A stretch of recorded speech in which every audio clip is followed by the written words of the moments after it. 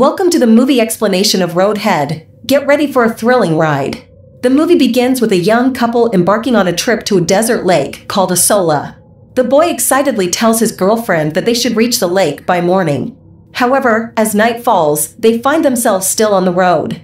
Suddenly, a mysterious man wielding a sword appears before their car, sending shivers down their spines. Terrified, they quickly exit the car to get away from the man, but tragically, he swiftly ends their lives. The next day, we meet three individuals in the same desert: Alex, Brian, a gay couple, and Stephanie, a friend of Brian who struggles with drug addiction. Stephanie is recovering from a recent breakup and finds solace in this desert getaway. Meanwhile, Alex is the more traditional and disconnected type, preferring not to rely on modern technology like digital maps. The trio, though not particularly close, embark on their adventure together. As they reach the dry lake, they discover that it's completely devoid of water, which disappoints Brian, who had been looking forward to seeing it. Trying to lift his spirits, Alex suggests exploring other fascinating aspects of the desert. However, tension arises between Alex and Stephanie, as Alex questions Stephanie's presence and the impact on his relationship with Brian. Stephanie defends herself, stating that she is also a friend of Brian and wanted to enjoy the trip with both of them. Brian intervenes, urging them to set aside their differences and suggesting they explore the desert and capture memorable moments through photography. Stephanie, harboring a dislike for Alex, decides not to join them and stays behind in the car. As she sits alone, Stephanie notices a man in the distance, holding a sword. Uncertain if it's a hallucination induced by her drug use, she initially dismisses it and retreats back into the car. Alone in her thoughts, she begins to hallucinate her boyfriend and engages in a conversation with him. Meanwhile, Alex and Brian, exploring the desert, receive a message from Stephanie asking them to return. Concerned, they hurry back to the car. Upon their arrival, they find Stephanie still present. They all get in the car and continue their journey. However, a shocking discovery awaits them as Brian abruptly stops the car. In the desert, they spot two severed heads, sending chills down their spines. Stephanie fearlessly approaches the macabre scene, questioning the absence of the rest of the bodies. Brian urges them to leave and escape the grisly sight, but Stephanie calls the police to report the discovery. Unfortunately, she struggles to provide an accurate location due to the vastness of the desert. Soon after, the same menacing man with the sword reappears, confirming Alex's suspicions that he is the killer. Alex confronts the man, but he remains silent, fueling Alex's anger. This provokes the man, who starts chasing them with his sword. Exhausted, Brian collapses, and the man captures him, beheading him in front of Alex and Stephanie. Horrified by this gruesome act, Alex and Stephanie flee for their lives, with the man relentlessly pursuing them in his car. Through a stroke of luck, they manage to escape from the car, leaving the man behind as he drives away. They continue their harrowing journey on foot through the treacherous desert. Suddenly, they stumble upon a camping van, offering a glimmer of hope for assistance. Approaching the van, they desperately call for help, but no response comes from within. Determined to find aid, they cautiously enter the van and stumble upon a chilling scene: multiple mutilated bodies and dangerous tools. They realize that the man who killed Brian resides in the van.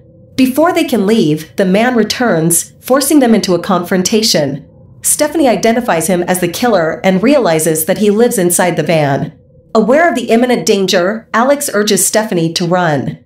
Lost in her hallucinations once again, Stephanie initially fails to respond, but when Alex shouts, her illusions shatter and they both escape through the van's entrance. The man, thwarted in his attempt to reach them, decides to retreat momentarily. Stephanie's injuries become apparent, but her courageous spirit remains intact.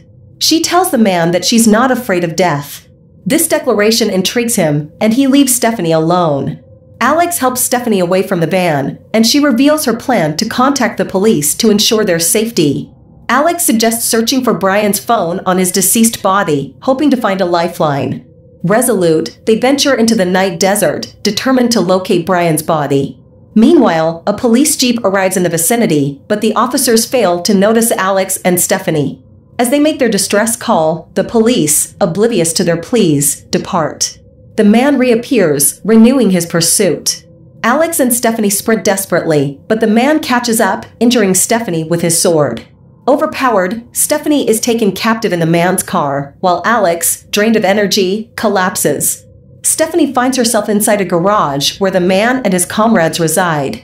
The man presents her to their leader, proposing to utilize Stephanie's reproductive capabilities to expand their ranks. However, the leader hesitates, uncertain whether Stephanie should live or die. Meanwhile, Stephanie shares her concerns about the lack of proper medical equipment for childbirth and threatens self-destruction if they proceed.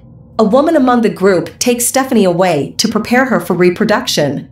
In the leader's presence, Stephanie formulates a plan. She suggests they indulge in pleasure, distracting the leader. Seizing the opportunity, Stephanie mutilates, causing the leader's demise. The man learns of Stephanie's actions and attempts to eliminate her, but the female member intervenes, engaging the man in combat. With her final instructions, she urges Stephanie to escape and avoid taking her place. Weakened by her injuries, Stephanie ventures forth, but eventually collapses. Suddenly, someone drags Stephanie into a car, and upon regaining consciousness, she discovers Alex by her side, who saved her and placed her in the vehicle. Both rejoice, believing they can finally escape. However, their newfound hope is short-lived as the man with the sword reappears, determined to kill them both. In a final act of defiance, Stephanie fights back with a rod in hand while hallucinating her boyfriend. Eventually, Stephanie and the man fatally wound each other. Devastated by Stephanie's death, Alex, fueled by grief, attacks the man with the rod, incapacitating him. Seizing the man's sword, Alex impales him, avenging his friend Brian's death. With the car as his only means of escape, Alex drives away. Unexpectedly, another assailant hidden within the car ambushes him, resulting in Alex's demise. The attacker abandons Alex's body in the desert and departs, leaving the fate of the characters unresolved. And that concludes the movie. I hope you enjoyed the thrilling and suspenseful journey of Roadhead. Don't forget to subscribe to our channel for more engaging content.